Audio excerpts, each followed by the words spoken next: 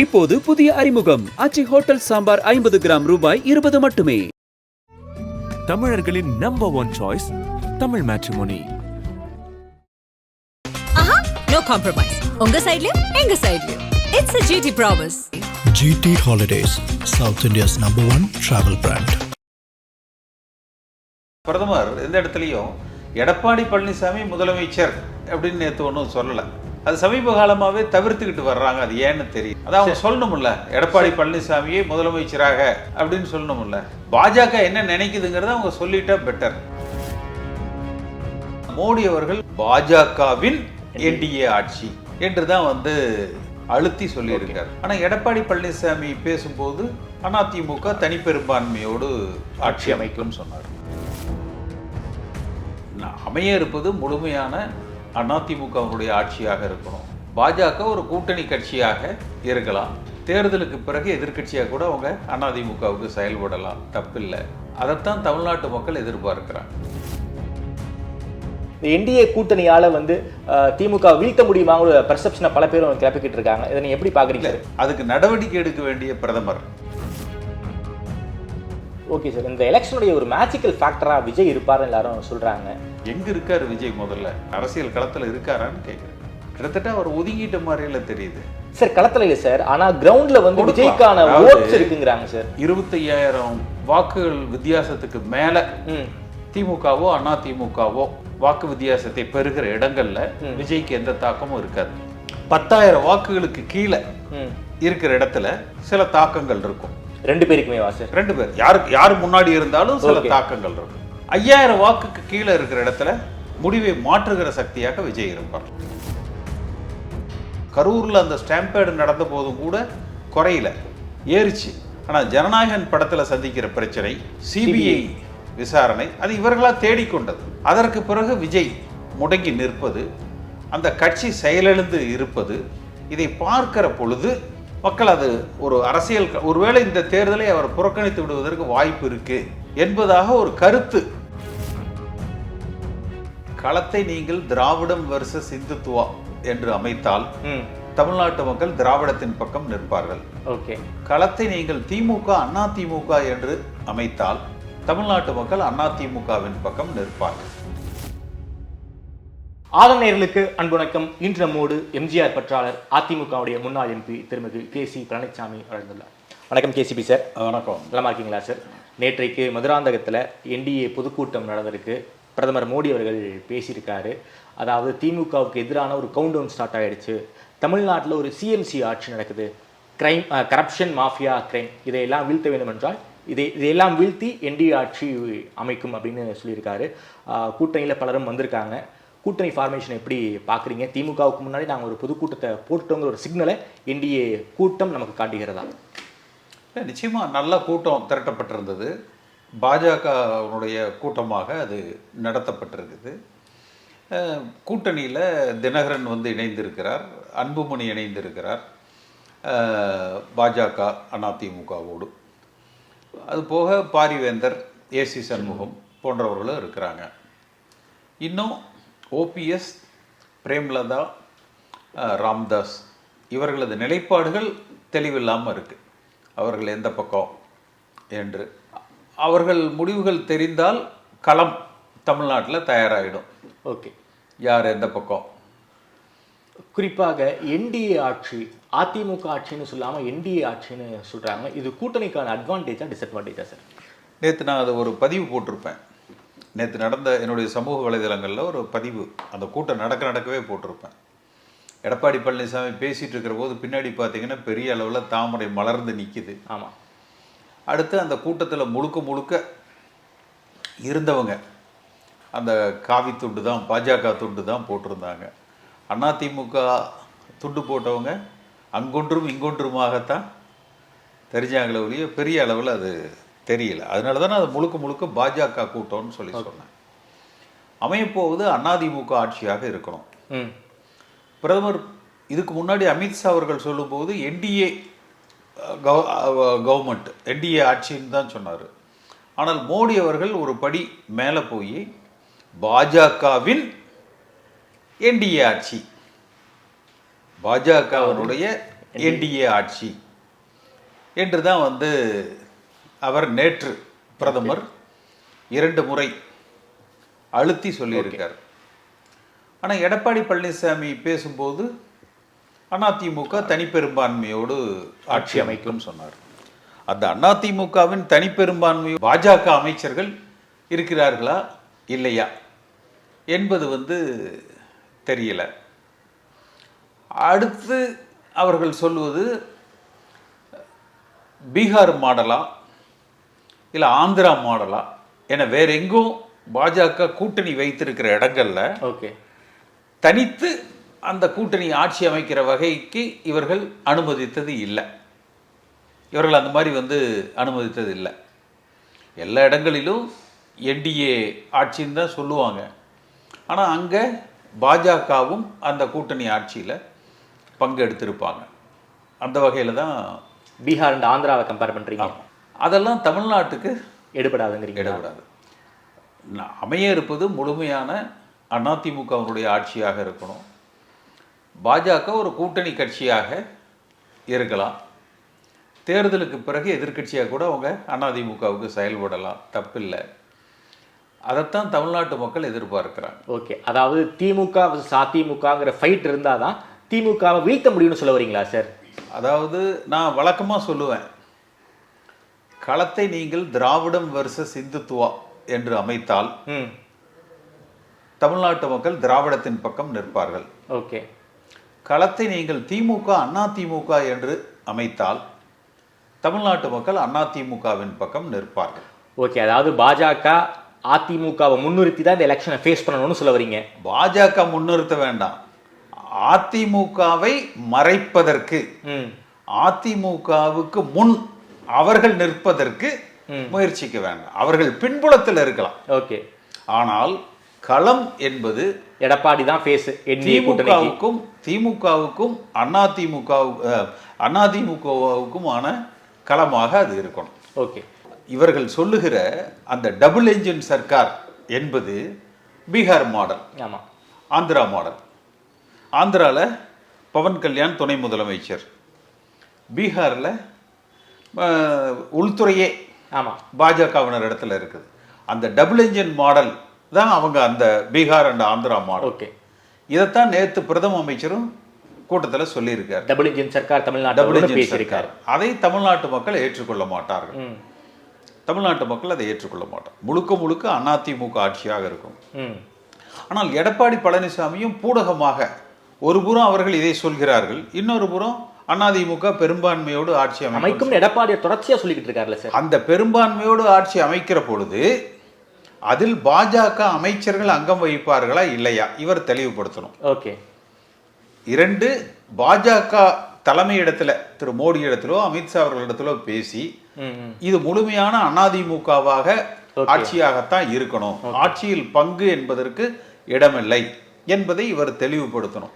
தெளிவான ஒரு முடிவை திரு எடப்பாடி பழனிசாமி தெரிவிக்கணும். அப்படி இல்லைன்னா தேர்தல் காலகட்டங்களில் திமுக இதை பயன்படுத்தி விடுவார். சார், பார்கெனிங்ல எடப்பாடியார் அடிச்சுக்க முடியாது சார். லாஸ்ட் எலெக்ஷன்ல 90 சீட்ல வந்து பாஜக கேட்டாங்க, 20க்குள்ளார எடப்பாடியார் சுருக்கினாரு. ஸோ அதே பார்கெனிங் தான் சார் இப்பயும் இருக்க போகுது. அந்த பார்கெனிங்ல வந்து பாஜகவுக்கு எவ்வளவு கம்மியான இடங்கள் கொடுக்குறாங்களோ அந்த அளவுக்கு அதிமுகவுக்கு லாபம் தானே. கிட்டத்தட்ட 164 இடங்கள்ல வந்து ஏடிஎம்கே நிற்பதற்கான ஒரு பிளான் இருக்குன்னு சொல்றாங்க நம்ம விசாரிக்கும் போது. அப்படின்னா அது வந்து எப்படி கூட்டணி அமைச்சரவை நோக்கி போகுங்கிற கேள்வி நமக்கு எழுதல. பார்கெனிங்ல எடப்பாடி கிட்ட விளையாட முடியாது சார். சென்ற முறை அவர்கள் கூட்டணி ஆட்சின்னு சொன்னாங்களா என்ன, என்டிஏ ஆட்சின்னு சொன்னாங்களா என்ன, சொல்லல சார். டபுள் இன்ஜின் ஆட்சின்னு சொன்னாங்களா என்ன, சொல்லல. அதனால கொடுத்த சீட்டை 20 சீட்டை வாங்கிட்டாங்க. இந்த முறை அவங்க 4 பேர் எம்எல்ஏவா ஏதோ ஒரு மாநிலத்துல ஒத்த எம்எல்ஏ வச்சு ஒரு கவர்மெண்டே ஃபார்ம் பண்ணாங்க. ஒத்த எம்எல்ஏ வச்சு அவங்க கவர்மெண்டே ஃபார்ம் பண்ணாங்க. பாஜக ஒரு முடிவு பண்ணிட்டாங்கன்னா அதிமுக கூட ஒரு குரூப்பை உடைச்சு அவங்களுக்கு பாஜக துண்டை போத்தி அவங்கள அமைச்சராக்கி கூட்டணி அமைச்சர். தமிழ்நாட்டில் அது நடக்காது சார். அப்படி பண்ணணும்னு நினைச்சிருந்தா அந்த ஜெயலலிதாமையார் இறந்த போதே அதை பண்ணியிருக்கணும். அப்பயே அவங்களால பண்ண முடியலையே சார். நீங்க சொல்றத எடப்பாடி பழனிசாமியை தெளிவுபடுத்த சொல்றோம், அவ்வளவுதான். ஓகே. நான் சொல்றது வந்து எடப்பாடி பழனிசாமி பலகீனமானவர் என்று நான் சொல்லலை. அவர் பலமானவராக கூட இருக்கலாம். ஓகே, உங்க கருத்துப்படி தேர்தல் நேரத்தில் குழப்பங்கள் தவிர்க்கப்பட வேண்டும். ஓகே. இப்ப வெற்றியை நோக்கி அதிமுக பயணிக்கணும். ஓகே, அதுக்கு அதற்காக சொல்றேன். அதற்கு பாஜக வந்து என்டிஏ ஆட்சி கூட்டணி ஆட்சின்னு சொல்லக்கூடாது, அதை எடப்பாடியார் தடை விதிக்கிறார். எடப்பாடியார் பாஜக அமையப்போவது அதிமுக ஆட்சின்னு சொல்லணும். அடுத்து பார்த்தீங்கன்னா பிரதமர் எந்த இடத்துலையும் எடப்பாடி பழனிசாமி முதலமைச்சர் அப்படின்னு நேற்று ஒன்றும் சொல்லலை. அது சமீப காலமாகவே தவிர்த்துக்கிட்டு வர்றாங்க. அது ஏன்னு தெரியல. ஓகே ஓகே, அதான் அவங்க சொல்லணும்ல, எடப்பாடி பழனிசாமியே முதலமைச்சராக அப்படின்னு சொல்லணும்ல. வரக்கூடிய கூட்டத்தில் சொல்லிடுவார் சார். உங்களுக்கு பேசுனாங்களே என்ன அப்படி சொல்லிடுவாங்க சார். ஏன்னா எடப்பாடியார் முன்னிறுத்தினா சார் எலெக்ஷனை ஃபேஸ் பண்ண போறாங்க. எடப்பாடியார் தானே சார் என்டிஏ கூட்டணி முதல்வர் முகம். பாஜக யார் இருக்கா? அப்படித்தான் நீங்கள் நினைச்சிட்டு இருக்கிறீங்க, நானும் நினைச்சிட்டு இருக்கிறேன், எல்லோரும் நினைக்கிறோம். பாஜக என்ன நினைக்குதுங்கிறத அவங்க சொல்லிட்டா பெட்டர். இல்லை சார், நயினார் நாகேந்திரனும் சரி, அண்ணாமலையும் சரி, அண்ணன் எடப்பாடியாரை முதல்வராக்குவதான் எங்களுடைய கடமைன்ட்டாங்களே, அப்புறம் என்ன சார்? இதெல்லாம் அவங்க தலைமைக்கு கட்டுப்பட்டவங்க தான். ஓகே சார், குறிப்பாக ஓபிஎஸ்ஐ ஏன் சார் பாஜக அகாமடேட் பண்ணவே இல்லை? பாஜகவை நம்பி அரசியல் செய்தவர் ஓபிஎஸ், ஏன் பாஜக வந்து ஓபிஎஸ் அவர்களை அகாமடேட் செய்யலை? என்ன மனத்தடை? இபிஎஸ் அவர்கள் தடை போட்டாரா? என்டிஏ கூட்டணிக்குள்ள ஓபிஎஸ் வரக்கூடாதுங்கிற ஒரு தடையை வந்து பாஜகவுக்கு போட்டாரா? ஓபிஎஸ் இடத்துல தனியாக ஒரு கட்சி துவக்குங்கள், ஒரு கட்சியாக தினகரனை போல எங்களோடு கூட்டணியில் இணைந்து கொள்ளுங்கள் என்று சொல்லப்பட்டது. ஓகே, அவர் அதற்கு தயாராக இல்லை. தான் அதிமுகவில் இணைவதற்கு மட்டுமே தயாராக இருக்கிறேன் ஓகே என்று சொன்னார். அதனால காலம் கடந்து விட்டது என்பது எடப்பாடி பழனிசாமி அவர்கள் தரப்புல இருந்து சொல்றாங்க. அதனால ரெண்டாவது பாஜகவை நம்புனா என்ன நடக்குங்கிறதுக்கு ஓபிஎஸ் ஒரு பெஸ்ட் எக்ஸாம்பிள். ஓபிஎஸ் ஒரு வாழும் உதாரணம், செங்கோட்டையின் சமீபத்திய உதாரணம். அந்த பட்டியலில் எடப்பாடி பழனிசாமியும் சேர்ந்து விடக்கூடாது என்பதற்காகத்தான் இப்பவே தெளிவுபடுத்திடுங்கன்னு சொல்றது. ஓகே, இப்பவே தெளிவுபடுத்திடுங்க என்று சொல்லுவது. சார், குறிப்பாக பிரேமலதா அவர்கள் கூட்டணிக்குள்ள வரல, அதே போல சீனியர் ராமதாஸ் அவர்களும் கூட்டணிக்குள்ள வரல. என்ன மைண்ட் செட்ல இருக்காங்க சார்? தெரியல. அவங்க திமுக பக்கம் பேசுறாங்கன்னு சொல்றாங்க. ரெண்டு பேருமேவா? ரெண்டு பேரும். ஓகே, பத்திரிகை செய்திகள் தான். அது அவர்கள் நிலைப்பாடு அறிவிக்கிற வரைக்கும் எதையும் உறுதியாக எடுத்துக்க முடியாது. ஓகே, என்ன மைண்ட் செட்டில் சார் வந்து டிஎம்கே நேற்று வந்து சொல்லியிருக்காங்க, இந்த டபுள் இன்ஜின்லாம் தமிழ்நாட்டில் எடுபடாது, டப்பா இன்ஜின் தான் அப்படின்னு வந்து சிஎம் பேசியிருக்காரு. இது எப்படி பார்க்குறீங்க? அதுதான் நான் சொல்கிறேன். அதனால தான் நான் சொல்கிறேன். அதாவது பாஜக இந்த டபுள் இன்ஜின்ங்கிறதெல்லாம் விட்டுட்டு அதிமுக ஆட்சி அமைக்கும், எடப்பாடி பழனிசாமி முதலமைச்சர் ஆவார், எம்ஜிஆர் ஆட்சி, ஜெயலலிதா அம்மா ஆட்சி மீண்டும் தமிழகத்தில் அமையப்பெறும் என்று அவர்கள் சொல்லணும்.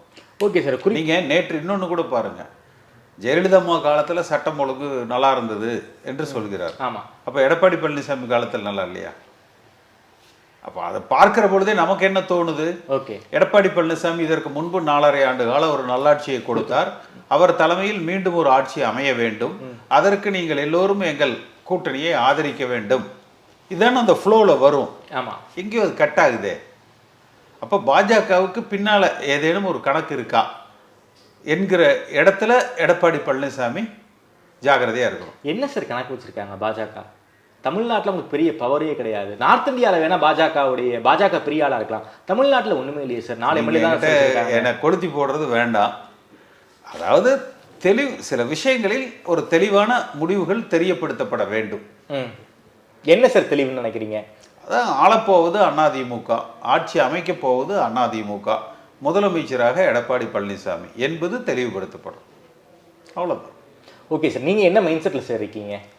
நீங்கள் கேட்குற கேள்விக்கு பதில் சொல்லிட்டு இருக்கேன். இல்லை சார், உங்களுடைய பொலிட்டிக்கல் ஆம்பிஷன் என்னவா இருக்கு? சரி, எனக்கு பொலிட்டிக்கல் எல்லாம் பெரிய ஆம்பிஷன் எல்லாம் இல்லைங்க. அதிமுகவோடு இணைந்து பயணிக்க வேண்டும் என்று பேசினார்கள். ஓகே, இணைக்கப்படுவேன் என்று சொன்னார்கள். அதற்கு பிறகு அதுல ஒரு தொய்வு நிக்குது. என்ன சார் காரணம்? அதுக்கு யார் காரணம்? இப்ப எல்லாம் கூட்டணி சேருபவங்களை பத்தி தானே இப்ப பேசிட்டு இருக்காங்க. ஓகே, ஸோ அது ஏதேனும் முடிவு எடுப்பாங்க. அப்படி முடிவு எடுக்கலைன்னா நான் முடிவு எடுப்பேன். என்ன சார் முடிவு எடுக்க போறீங்க? அது அந்த டயத்தில் பார்ப்போம். Okay sir. சார், குறிப்பாக திமுக கூட்டணி எப்படி பார்க்குறீங்க? இன்னொரு பெர்செப்ஷன் வேற இருக்கு, திமுக கூட்டணி பலமா இருக்கு, இந்த என்டிஏ கூட்டணிக்குள்ள சில பல பிரச்சனைகள் இருக்கு.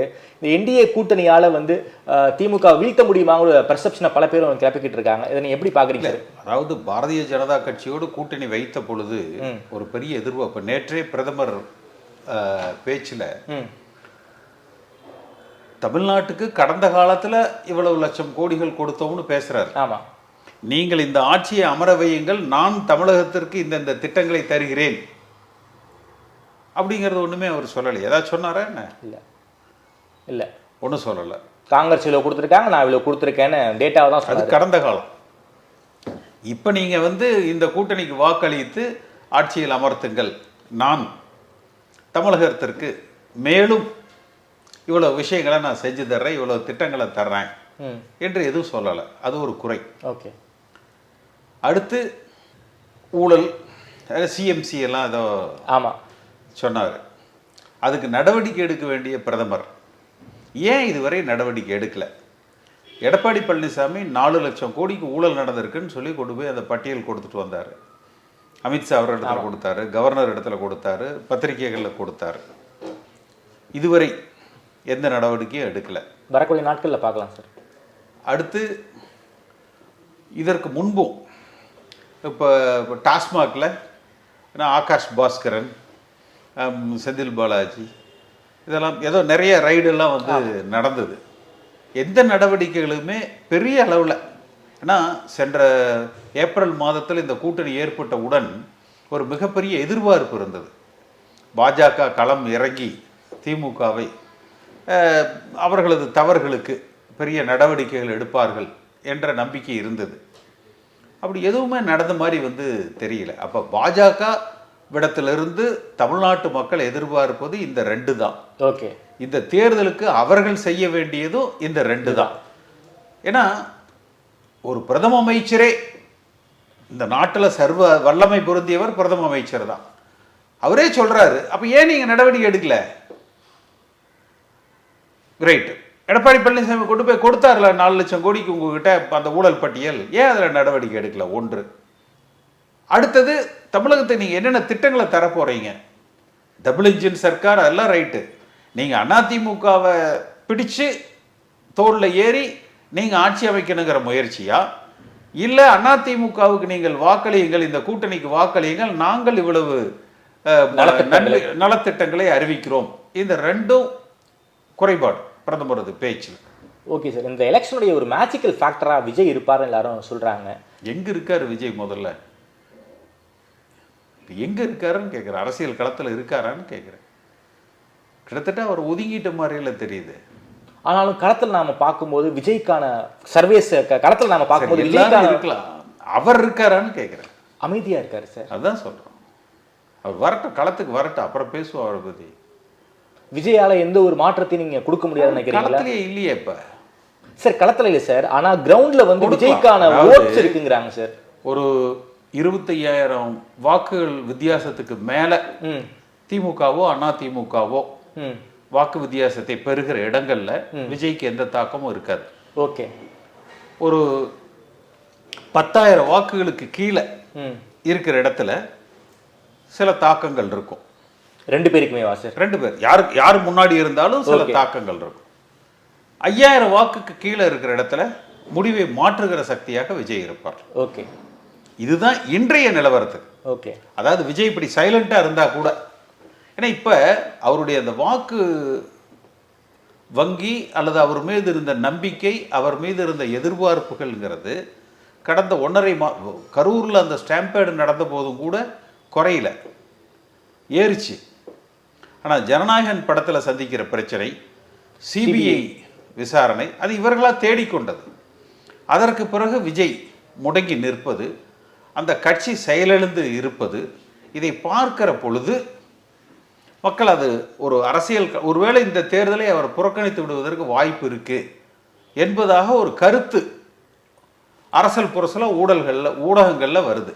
தேர்தலை புறக்கணிச்சாருன்னா அவருடைய சினிமா வாழ்க்கையும் கேள்விக்குறியாகுமே சார். அரசியல் வாழ்க்கை கேள்விக்குறியாகுது மட்டும் இல்லாமல் சினிமா வாழ்க்கையும் கேள்விக்குறியாகுமே சார். பத்தி உங்களுக்கு எனக்கு என்னங்க, அவருக்கு தெரியுமில்ல. இது மாதிரி 2 பேரும் பத்திரிகைகள்ல சில ஊடகங்கள்ல செய்திகள் வருதுன்னு தான் சொல்றேன். அவர் புறக்கணிக்க போறாருன்னு அதிகாரப்பூர்வமா அறிவிக்கல. எல்லாம் யூகங்களாக. ஸோ அதுக்கெல்லாம் முற்றுப்புள்ளி வைத்து அவர் களத்தில் இறங்கணும். அப்படி இறங்கினா நம்ம அவரை பத்தி கருத்து சொல்லலாம். சார், பாஜக விஜயை பத்தி என்ன சார் பெர்செப்ஷன்ல வச்சிருக்காங்க? எப்படியாவது என்டிஏ கூட்டணிக்குள்ளார சேர்க்கணுங்கிற ஒரு ஐடியா உங்களுக்கு இருக்கு? இன்றைய தேதிக்கு அப்படியெல்லாம் இல்லை, அதெல்லாம் கடந்துட்டாங்க. விஜய் வச்சு என்ன sir, anti DMK anti BJP ஒரு ஸ்பிளிட் பண்ணணும்ங்கறத வராத ஒரு ஆளை பத்தி நீங்க வந்து திரும்ப திரும்ப பேசுறீங்க. அவர் களத்துக்கு வரட்டும் பேசலாம்னு சொல்லி. இன்றைய தேதிக்கு அவர் களத்துல இல்ல. ஓகே. இன்றைய தேதிக்கு இப்ப நான் சொன்ன பாருங்க, இந்த 25,000 ஓட்டுக்கு மேல 5000 ஓட்டுக்கு கீழே 10,000 ஓட்டுக்கு கீழே இந்த லெவல்ல தான் நிக்கிறாரு. இதை தாண்டி அவர் களத்துக்கு வந்து இறங்குற பொழுது நம்ம அதை பத்தி பேசலாம். இன்றைய தேதிக்கு இருக்கிற பிரச்சனைகள் இப்போ திரு ஸ்டாலின் கூட சட்டமன்றத்தில் சொல்லியிருப்பார், ஏன்னா மக்கள் மகிழ்ச்சியாக இருக்கிறார்கள். ஆமாம், இந்த ஆட்சி முடிய போகுதுன்னு மகிழ்ச்சியாக இருக்கிறாங்க. இந்த ஆட்சி வந்து முடிய போகுதுன்னு மகிழ்ச்சியாக இருக்காங்க. இப்போ பேசியிருப்பார் சட்டமன்றத்தில்.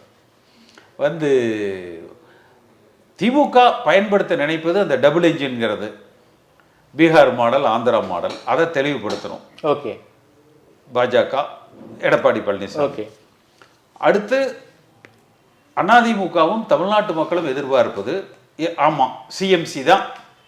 நீங்கள் என்ன நடவடிக்கை எடுத்திருக்கீங்க, எடுக்க போகிறீங்க, அதை தமிழ்நாட்டு மக்கள் எதிர்பார்க்கிறாங்க. அடுத்து சரி உங்களோட கூட்டணி வச்சிருக்கிறோம், டபுள் என்ஜின், அந்த என்ஜின், இந்த என்ஜின் எல்லாம் சொல்கிறீங்க, இப்போ நீங்கள் என்ன பண்ண போகிறீங்க? இந்த கூட்டணி ஆட்சிக்கு வருகிற பொழுது நீங்கள் தமிழ்நாட்டுக்கு கொடுக்கக்கூடிய சலுகைகள் என்ன, நன்மைகள் என்ன, நலத்திட்டங்கள் என்ன, அதை நீங்கள் நேற்றே தெரிவிக்க வேண்டும் என்று மக்கள் எதிர்பார்த்தார்கள். மிக விரைவாக அதை தெரிவித்தால் அது இந்த கூட்டணிக்கு பலனானதாக இருக்கும். ரொம்ப நன்றி கேசிபி சார். குறிப்பாக பல விஷயங்கள் ரொம்ப வெளிப்படையாக பேசியிருக்கீங்க. என்டிஏ ஆட்சி கிடையாது, அதிமுக ஆட்சி தான். அப்படி அதிமுகவை முன்னிறுத்தி இந்த எலெக்ஷனை ஃபேஸ் பண்ணினால் மட்டும்தான் திமுகவை வீட்டுக்கு அனுப்ப முடியும். தமிழ்நாட்டுக்கான நலன்கள், திமுகவுக்கு எதிரான நடவடிக்கைகளை பாஜக வந்து வேகப்படுத்தினால் மட்டும்தான் தமிழ்நாட்டில் வந்து அதிமுக ஆட்சி சாத்தியம் அப்படின்னு உங்களுடைய பார்வை ரொம்ப அறிவாக வச்சிருக்கீங்க. நேரம் கொடுத்து பேசிய நன்றி கேசிபி சார்.